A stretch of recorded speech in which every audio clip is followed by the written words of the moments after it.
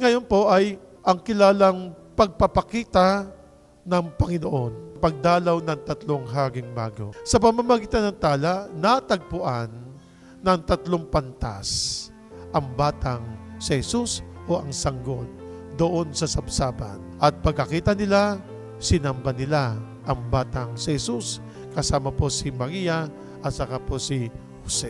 Sa pagsamba nila, ibinigay nila ang kanilang regalo. Ibinigay nila ang ginto, kamangyan, at mira.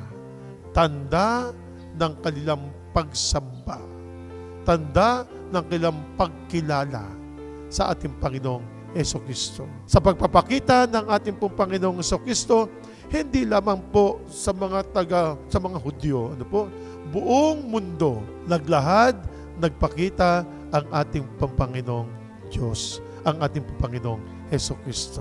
Alam niyo, si Kristo isinilang ang Emmanuel dahil ang Diyos ay lagi pong suma sa atin.